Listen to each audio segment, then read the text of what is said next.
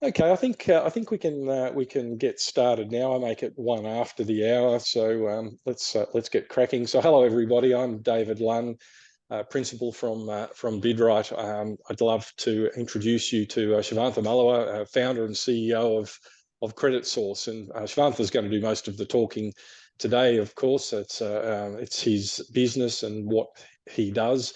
Let me just set a little bit of context.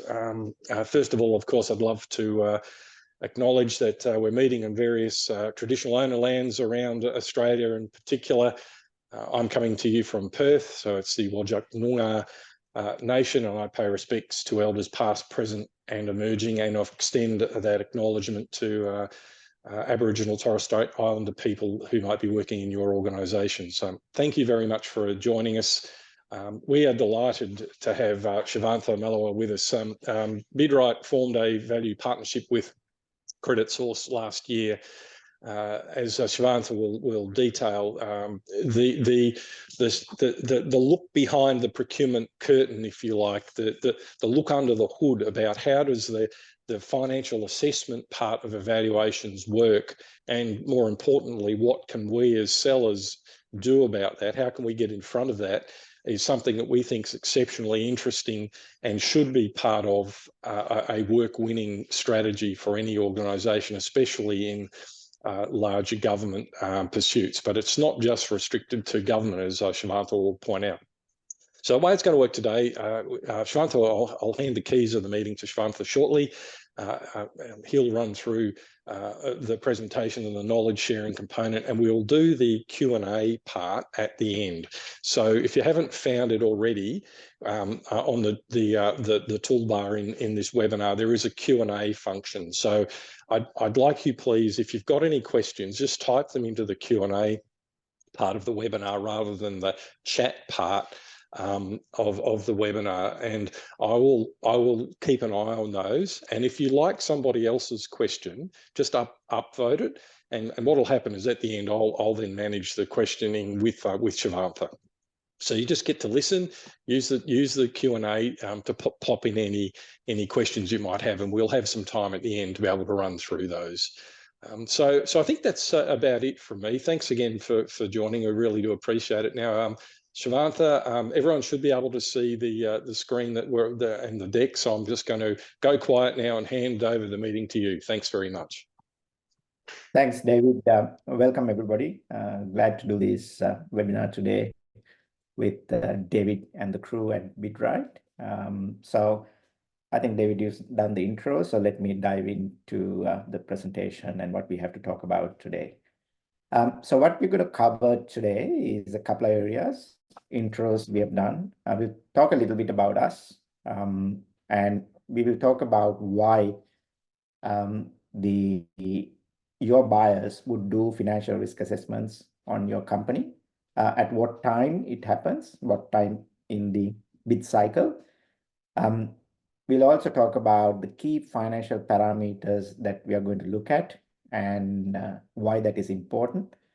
And we'll then talk about what does your buyers do with our report. If we say yes, what happens? If we say no, what happens? I'll take you through that. Then the most important point, I think, is point number 6 over there. That is understanding where you stand from a financial strength perspective. And we'll talk about some areas that you can adapt today and continue to adapt over the future, so that you'll be looked at more favorably from a financial perspective or financial strength perspective next time you get assessed. And then we'll talk about an offer that we have, a product that is specifically created for BidWrite clients to assist in this process. And then, as David said, we'll wrap it up with Q&As. So a little bit about us. We are a specialized financial risk assessment company. To talk about the databases and data strength, we have around 200,000 years of granular financial information with us. So that's an awful lot.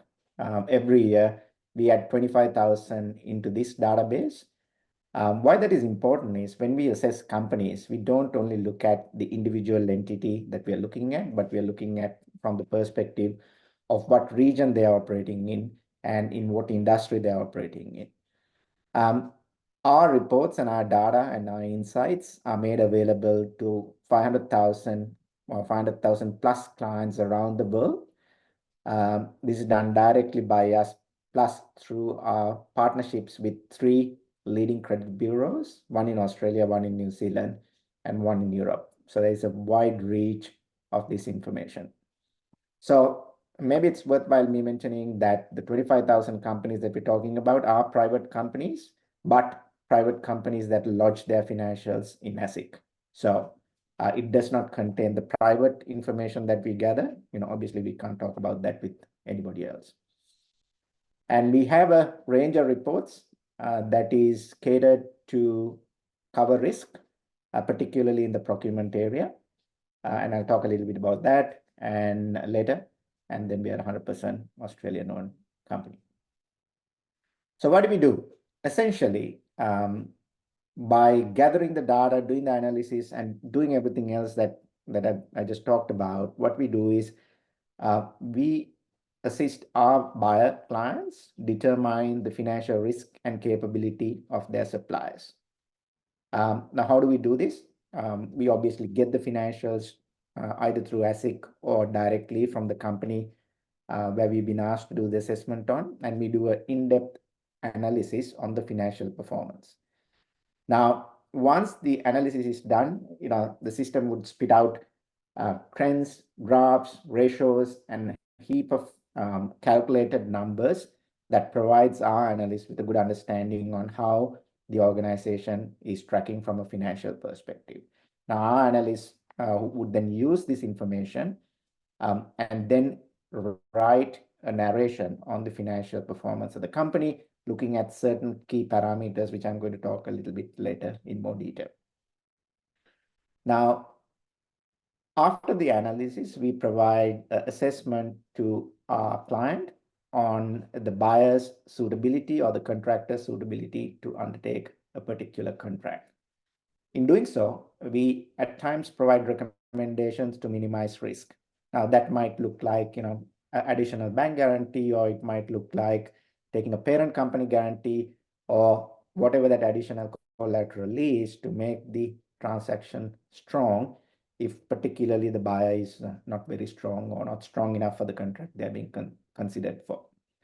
At the end, there will be a clear go or no go decision that we provide. So either we say, yes, this company is suitable to undertake the contract, or we say, yes, they're suitable to undertake the contract, but with collateral 1, 2, and 3 that I talked about. Or we say, look, this company is not suitable to undertake the contract. So a bit about our clients so that you can understand who we work with. So it's a wide range, from private sector organizations to charities, to universities, to energy companies, to government sector, local and state government. We have a wide range of customers. We do a lot of work in the government sector, as you can see over here. So maybe it's worthwhile asking the question as to why are organizations or why are buyers looking at the financial position or the capacity of suppliers. Now, one trend that I can see and I can talk about is, post-COVID, the demand for our products have gone up substantially. And the reason for that is because, which I can probably show over here using this graph. So these are rolling external administration rates. As you can see, before COVID, it was around this mark over here. If you can see my cursor, and then it did come down during the COVID peak period, and that's because of government subsidies and organizations just staying alive to get some of those subsidies. But recently, we can see a very clear uptick of the administration rates. Obviously, government subsidies are no more. So any company that was just surviving and was hanging around has pulled the pin now. And the rate of insolvencies, if you look at over here, is again different from industry to industry. Some industries, such as food and beverage, construction, information media and telecommunication is quite high, and there are other industries that's less. But it's not just one rate. When we talk about insolvencies, different industries obviously have different pressures, and the insolvencies it goes up and down depending on the industry. So we talked about why it is being done. So at what point does the financial risk assessment happen? Generally, it happens at the pointy end. So when you bid for work, or you send a proposal, your technical competencies, the ability to deliver the project from a technical perspective, all of that is assessed. And we get to do the reports for a shortlisted couple of suppliers. So what happens, unfortunately, in that process is you go through a lot of back and forth with clients, answering questions and, fronting panels and all of that. And you might get a rejection at the pointy end. And that rejection might well be because we or an organization similar to us have done a financial risk assessment on you and said that you don't have the capability to undertake the contract. So I'm going to talk about 4 different areas of what we look at in financials so that you get an understanding on how we go about doing this. And at the end, I'll talk about the 5th factor, which is how one area, if it is weak, how it can be compensated with something strong in the other area. So the first thing that we look at is revenue. I think the reason is obvious. Essentially, what the buyer is trying to do and what we are trying to do through our assessment is to understand whether your organization has the financial capacity or the strength from a revenue perspective to undertake the contract. So, for example, if the new contract that you're bidding for is 5% of your annual revenue, well, it's your bread and butter business. You've been doing that for a long period of time. There's no big deal. But supposing the contract that you're trying to bid is 50 or 60% of your total revenue, we know that that's going to be the single biggest contract that you're going to have. And the fact that you're going to be quite dependent on it. And if the organization has to undertake that contract, you have to do a significant scaling up in order to achieve that revenue line. So in other words, you might not have the labor force, the technical competencies, the management and all of that. You are bidding for work, and if you win it, then the expectation is that that organization would then step up to it and increase it. So really from a risk perspective, if the contract is 5%, the risk is limited. If the contract is 50%, in that example, it is much more riskier. The other areas that we also look at is the revenue trend. Is it up and down? Is it in a nice trajectory going up every year, or is it going up and down depending on the contracts you win and the work you win?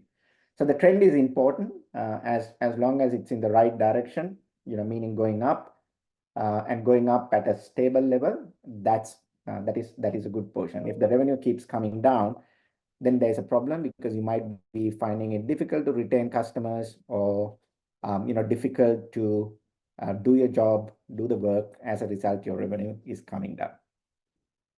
We'd also look at revenue that is relevant. So what we mean by that is if you're bidding for work in a specific line of activity, we want to make sure that that is your core competence, your core area of business, and that this bid that you're participating in is something that is in your main line of business.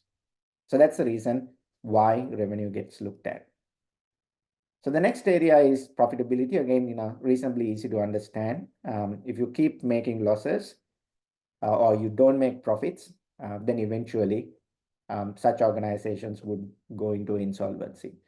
Obviously, one of the most important reasons why companies are in business is to turn around profits.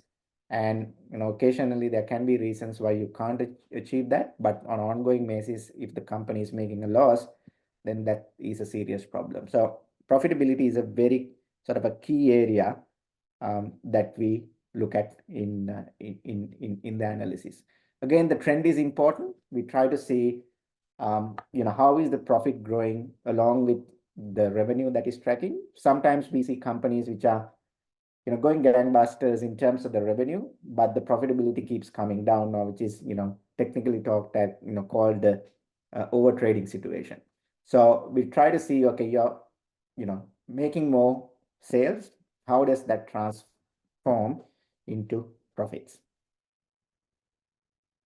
So the third area that we look at is a concept called liquidity, and to put it very, simply, that is to see how much liquid cash that you have in hand, excuse me, or how much liquid money the company can quickly generate in order to pay the current liabilities or the immediate monies that they have to pay, such as for the suppliers, paying the bank overdraft, paying the rent, all these short-term requirements that comes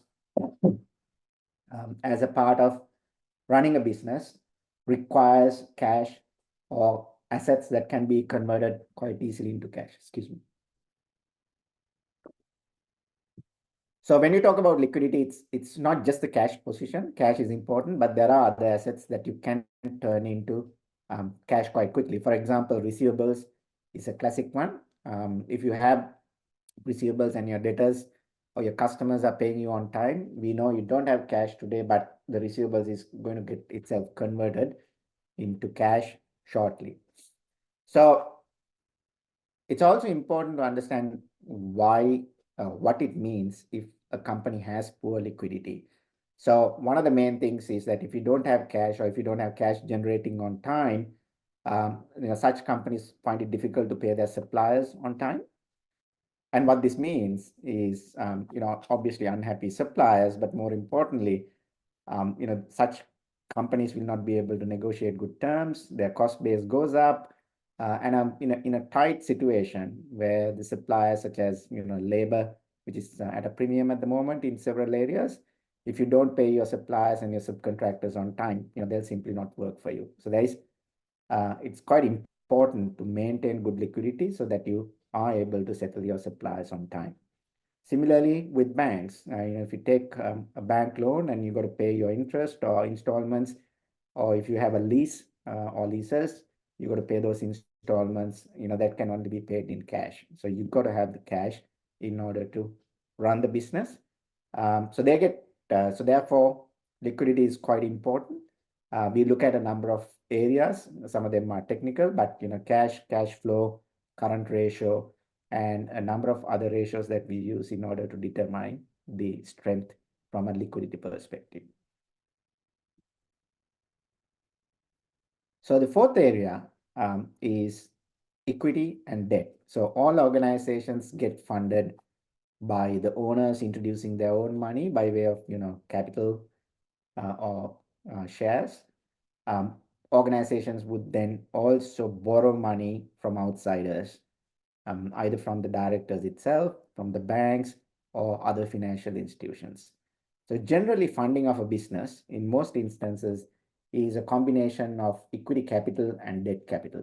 Now, there are some organizations which has little debt, and that's because they depend quite heavily on the owner's capital, and that's not a problem.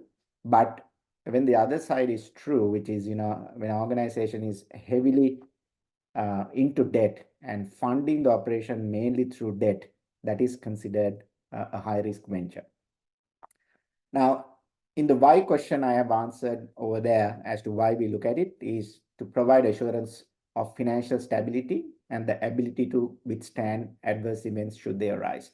So I think the second part in that statement is important. The organization might be doing fine, and we know that there is going to be unforeseen events that comes from time to time. In such a situation, having good reserves and having good equity or being able to go to the bank and borrow money, all are important. So as an organization, there has to be good equity plus good debt facilities in place in order to run the business in a successful manner. Now, equity and debt collectively is important, not only in those unforeseen circumstances, but it is quite vital to grow the business.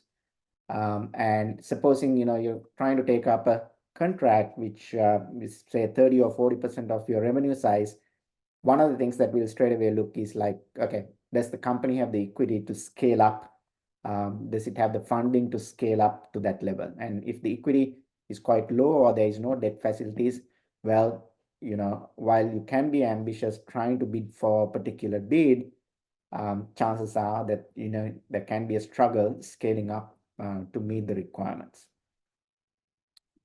So these are four major aspects that we look at in the financials. But I think what's important is, again, the correlation between them. Not all organizations stack up strong against profitability, liquidity, revenue, and gearing. But there are cases where one area is strong and it compensates for something else that is weak in your financials or in the company's financials. Now, for example, if the organization has made a loss in the last year, that the organization we are assessing, if they made a loss last year, we'll go and look at the equity position. If the equity position is strong, we know that that company can take a bit of a hit and move on. So your profitability can be low, but if the equity position is strong, well, that negative gets, the negative doesn't really come into play because you have the ability to withstand and continue. Similarly, we might looking to see, okay, the profitability might be, let's say the liquidity position might be very low, just going really marginally from a liquidity perspective, but the profitability is quite high. So what that means is that there is a lot of money getting generated. Although the liquidity position can be tight in a given point in time, it always churns and you are making money by way of profits, which means you are able to continue on the path that you're going without facing difficulties. And I think what's important is looking at those individual elements as an organization, but also understanding how a financial assessor such as ourselves would look at those individual elements and how one area can help the other area if that area is not very strong. So what happens to the assessments that we do? So generally, as an organization and similar to others in the same field as we work quite heavily with the procurement and compliance teams.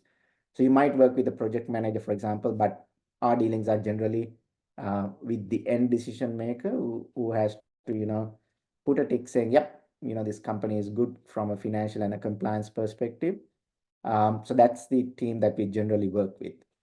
Now, when an organization, whether it's government or private, when they order a report from us, if we say that the organization is not suitable to undertake the contract, there is a very slim chance that they will ever go with that contract. The reason is, once they get an assessment, and the assessment, ours is an independent assessment, when the independent assessment says, don't go with the organization because they're financially not strong enough to do the contract.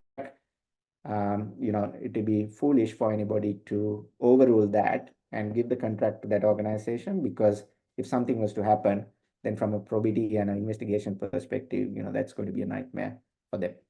So our recommendations are taken very seriously by whoever who orders the report, and they generally stick to it. I think I'll touch upon the last point here again. It's not always a yes or a no. We know, that all organizations are not strong in all the areas. So what we try to do is, if there is a deal that can happen, a contract that somebody can win, then we provide recommendations on risk minimization. And I touched upon it before. Might be a additional retention, might be a higher bank guarantee, or maybe bringing something like a parent guarantee into play. Reminds me, I was looking at an assessment yesterday, and we saw that in that particular organization, their equity has come down from about 12 million down to about 2 million. And they are making profits and all of that's fine, but they're declaring some very heavy dividends. So we then had a chat with that organization and said, look, if we just provide this report saying, you are 12 million bucks, 2 years ago, now we're down to 2 million, that's not going to work out. So what really happened? And then they explained that they actually created another holding company and they transferred some of the assets by way of a dividend into that holding company due to tax reasons and general advice that they have got. Now, what is useful is to understand that, if my equity has dropped from 12 to 2, well, that's not going to look nice. That's not, that's going to create some alerts. Understanding that early is important, because what that organization did in that example that I took, they straight away offered the parent company guarantee. Now, they would have been one step ahead and given that parent company guarantee upfront, then, would have avoided the back and forth, or the unfortunate situation where somebody actually doesn't dig through, and we are not the only organization who does this. Somebody else might take the view, 12 million to 2 million, the guys are taking money out of the business and say that it is not strong. So why it is important to understand how we assess organizations is because it gives you a really good understanding on what we look at, and sort of dovetails into the next slide over here, and take corrective action or provide additional information to mitigate any potential issues you might have. So financials are a snapshot of what has happened historically. You can't change it, but there are things you can do, such as the example that I just took about that company on the equity position declining. You can do certain things to mitigate the potential outcomes that might come out of a set of financials that's not going to look great. So first thing is understanding what the sweet spot is. It's one thing to be ambitious, and all of us want to be that, but there is a particular threshold of contracts that, from a financial perspective, you're not going to have a problem. Then there is an area where is the amber area, which is you might get it, you might not get it. That's the ambitious range. And then there is the red area, which is absolutely over ambitious. If I take a simple example, a company turning around 500,000 annum, going and bidding for a 50 million contract, well, that's never going to get approved by a financial risk assessment company. So I think it's quite important for you to understand what's the sweet spot. You can be in that green category. Maybe you go into the amber category as well, but really is not much of a point going into the red category. The next thing you can do is identify the weak points. What are the weak points that you have? Do you have strong liquidity? Do you have strong profitability? Once you identify these weak points and strong points, you can take remedial action today, so that in time to come, when your financials are presented in the next year and the year after, it will start looking much better than what it is. Now, what we are suggesting through that is, not things that are difficult to do, like we understand you can't double the revenue, we understand you can't, double the profitability, but there are things that you can do in the way you present the information and the way you interact with the financial risk assessment company that gives that company comfort. And the first thing that you need to do in that process is identify what the weak points are, so that you can have courses of action that you take towards those. Now, you can also do certain things that will help you in the long run in presenting a better financial outcome. So if you are interested in winning higher deals or bigger deals, working with certain key organizations, these are measures that you can take in order to make sure that the company becomes stronger. So one of the main things is profit retention. If you are taking a lot of money that is generated as profits, straight away out of the business as by way of dividends or a trust payment or however that is, what that shows is that the organization does not, over a period of time, build its strength to become stronger. So one thing that you can consider is to retain more profits within the organization, because that increases the equity position of the organization and provides comfort to whoever is doing the assessment that you have a strong equity position. There are other simple things that you can do, like improving liquidity. For example, we see sometimes the owners of the business have given loans to the company, but they categorize that under a current loan or a current liability. So this affects the liquidity position quite substantially, although we know the owner is not going to call up on that loan because they don't want their company going under. By way of the categorization, there is an immediate disadvantage that happens. So you can consider shifting some of the short-term borrowing, whether it's from the owners or from the banks, from a short-term to long-term perspective, and that will immediately improve the liquidity position. You could do certain other things, such as improving the equity base. If you have owners that have given loans to the organization, one of the consideration is, okay, if the organization wants to grow and get more business, and need to look more financially strong, some of those loans that the owners have given to the business, which we know in most instances is going to stay in the balance sheet for a long period of time, you could consider turning part of that into equity, and immediately the position changes from having more borrowings to having more equity if you do that. So these are some of the things that you can do in order to improve the financial position straight away now, but also work towards making it look better in time to come.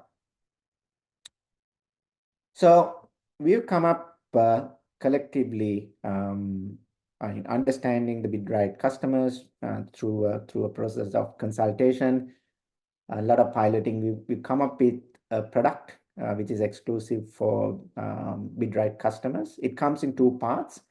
The first part is we will do an assessment on your company based on your financials, exactly similar to what we will do, what we will give to our buyers, right? So you'd see how an outsider views your financial position, how the trends look, how it is mapped when it comes to a standardized report, how your organization looks from that perspective. And we will then talk about the contract value that we can easily justify for your organization, and a contract value that we will not justify for your organization based on the overall financial capability of the company. The important thing again is that this comes to you exactly as how the buyer is going to see.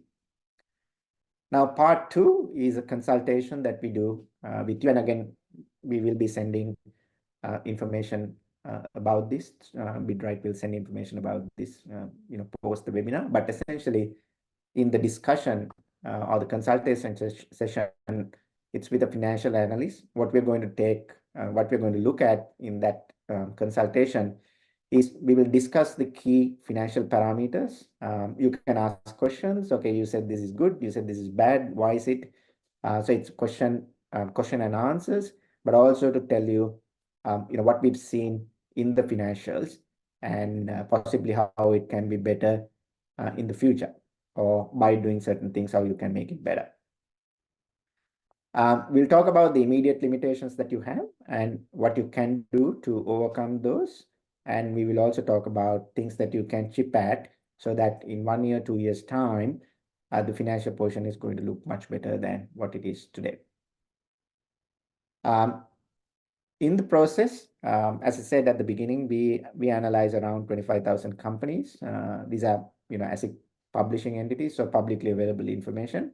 So we will take you through some of your potential competitors, if they are in that list, and some of them will be. We'll take them through, or take you through their financial position so that you can understand, how you stack up against the competition from that perspective. We will also, in this, take you through the industry benchmark. So each industry has benchmarks. If you take construction, for example, receivable days is generally 60 days plus. If you take FMCG or retail, the receivable days is less than 30 days. So what we will do is we will show you against your industry, so you can see how well you are going to track from an industry perspective as well. So it's a two-part offer. One is you'll get a report, and the other part is you get a consultation session whereby you can ask for the details you want. And more importantly, we will tell you the areas that we think is going to be important for you. So David, that brings us to the end of my presentation, and I'll leave you there on that one. And there's one more slide to go after that. Thank you, Shavantha. I don't know about everyone else, but I've been taking millions of notes. There's gems left, right, and centre with Shavantha was talking about, but I guess the argument that I'd make and the proposition in front of us is: do you want to get in front of this or let it happen to you? And it's compelling, I think, and there's a couple of really good questions which I'll get to in just a minute, Shavantha, but this idea that your organisation and or organisations like yours are essentially in a yes or no situation in shortlisted procurements, right? So if you say no out the back of a financial viability assessment, then it is unlikely the organisation is going to be picked, even if they've got great price and all the rest of it's great. So it makes perfect sense to be right on top of the likely evaluation that happens from a financial viability perspective and be in front of it, potentially talk about it in your tender, and most definitely think about it as part of your positioning activity. Why I'm so excited about this is, I think people know I've been around procurement for a very long time, and in BidWrite, I don't think we've ever seen this sort of clarity in a financial viability perspective before as a potential positioning activity for selling organisations. There's some absolutely fantastic nuggets that you've dropped today, Shavantha, so thank you for that. I'll pose just a rhetoric question before I jump on to the couple of actual questions we've received. But how many people actually put financial viability assessment as part of a bid, no bid assessment? Can we do the work? Sure, but can we also prove that we have the financial capability to do the work as part of an assessment about whether we should bid or not? I'd be surprised if there are that many organisations that do, Shavantha. I mean, so just have you got any views on that one before I hand over? I've just got a couple more questions to run through. Sure. Yeah, a lot of organizations don't, David, and that's because you get the top. If you get the tier ones, for example, they'll always talk about the 15 billion pipeline they have and the asset and the 10,000 employees that they have and all of that to showcase the strength. But there are others who are financially strong enough to do the contract, but unfortunately they don't do any work around it. So being able to first identify the financial strengths and then being able to highlight them through the tender process at an earlier stage could only be to the advantage of whoever is submitting their bid. Thanks, Shavantha. Okay, I've just got a couple of questions. The first one was a great one from Helena, which was, is there a ranking or a weighting that you apply to those criteria that you talked about? Like, are some of them more important than others in that assessment? Yeah, absolutely. Yeah, thanks for the question, Helena. So we look at, I did summarize and simplify the process in this presentation over there, Helena, but essentially we look at around 150 different financial data points in order to arrive at our decisions. So each point has a different weightage, but collectively the 4 areas that I talked about: revenue, profitability, liquidity, and gearing / equity, they are equal in weight in terms of how important they are, because if you suffer substantially in any of those areas, that could mean that you're headed towards a distressed situation or a financial insolvency. So yes, the weightings are different, but as buckets, those 4 areas that I showed you are going to carry equal weight. Great, thanks, Shavantha. Another question, this one's from Rob. Is there a typical contract value or a sort of a threshold upon which the financials are assessed in such a comprehensive manner? So is there some sort of level at which what you're talking about applies or it doesn't? Yeah, so what our clients do, Rob, is typically it starts around say, some would start around 50,000, others would start at around 250,000. But the way we have structured our reports is there's a low touch point report that's suitable for the smaller contracts. And, if it is, going into millions and millions of dollars, then we have a more comprehensive report that is required. So because we identify the need or understand the need that's in the market for various different types of reports or various different types of contracts that they are trying to undertake, we have different reports. We have about 8 different types of reports that cater to each other category. So my takeaway from that, Shavantha, is even if they're advertised request environments, irrespective of value, there is likely to be an assessment of this form. It just might, its character might be a bit different depending on the value, but it's not going to happen. Which I think is really interesting. Look, we've got one more question, so we've got time for another question, and we can wrap up. And this one's from Anonymous. In your experience, do governments assess private company financials differently to public companies? So the listed publics versus privates, does the assessment process change? No, it Great doesn't. question. Yeah, great question. It doesn't, David, because at the end of the day, what we're trying to assess is the specific entity, whether they're public or private, do they have the capability and the capacity to undertake the contract? So we are agnostic whether they are a private company or a listed company. A listed company would have certain benefits, like, if you want to raise capital, it's easier, so on and so forth. And, they have it easy compared to others because there's a strong compliance framework in place in most of the listed companies. So they have a bit of an edge. But from an assessment perspective, it's no different between a public company and a private company. And just to be clear, I'll just sort of back off to that, is part of your process when you're working for a buying organisation is that you will talk to the potential organisations as well, right? You're using available information, but also you're filling in some of the gaps through conversations, because I heard you say that before as well. Absolutely. So, and there are specific reports that we have also, David. So to answer the question, yes, we go through that chat and conversations and getting clarifications as a part of our assessment. But there are certain reports that we also do which carries specific interviews or interview extracts from senior management, generally C-suite management, and that becomes a part of the report itself. Right. We understand the value of having those conversations. It's not about just looking at some numbers and trying to assume what it is. A lot of the things you can figure out, but where you can't, you need to have the conversation to understand better.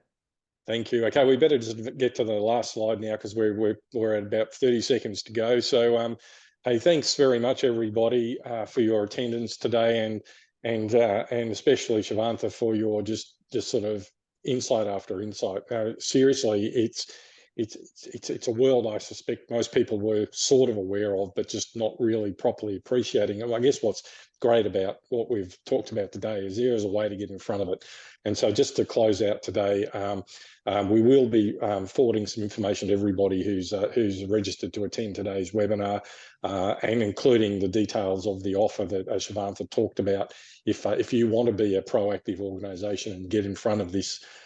So look, on behalf of myself, and I'm sure you too, Shavantha, thank you very much, everybody, for participating today. We really do appreciate it, and I hope you've actually got some gems or two to go and talk to your organisation, talk to your colleagues about, and be that bit better at work winning. Thanks very much, everybody. Thank you, Shavantha. We'll chat soon. Thanks, everybody. Thanks, David. Bye.